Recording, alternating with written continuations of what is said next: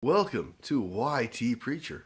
I'm J-Man, and today we are finally looking at Genesis chapter 1 verse 1, which means we've actually started on our quest to get from Genesis to Revelation, Genesis 1:1 to the final chapter and verse of Revelation.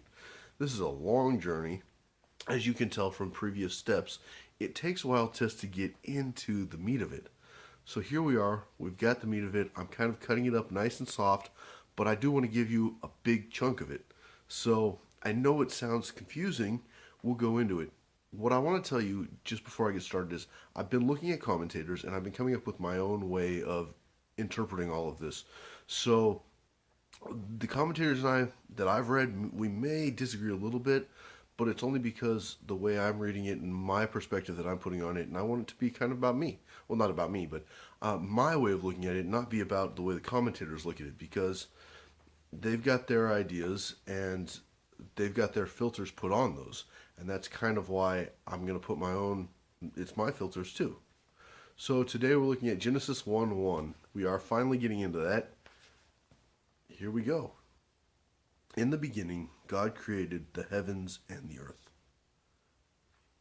Now, there's some questions we got to ask about this. First of all, what's the beginning of?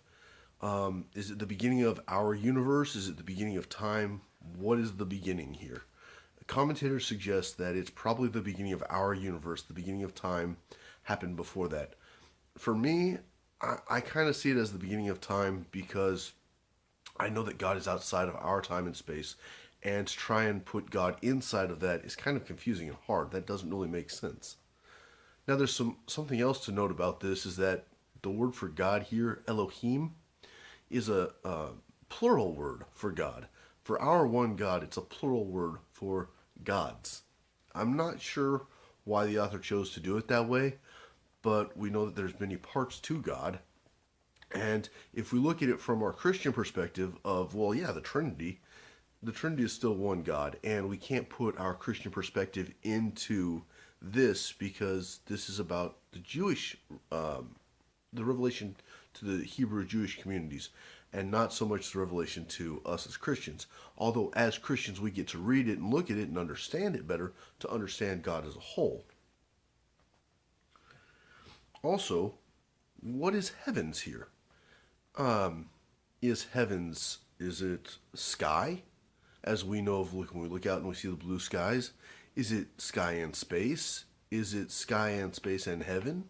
Is it just space? Is it just heaven? Is it just sky?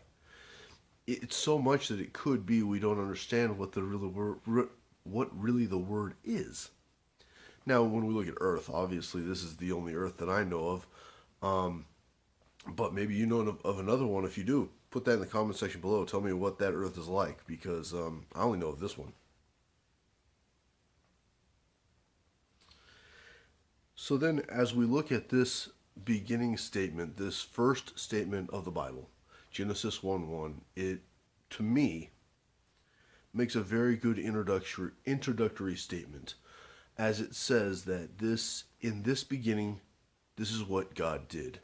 And as we look at the rest of this pericope, we're going to see how God did it. When we finish chapter 1, as we finish chapter 1, we're going to see how God created heaven, how God created earth.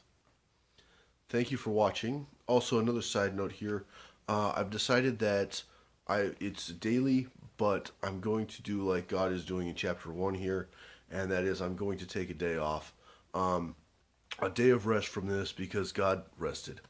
So I may not do this on Sundays as my day of rest from this.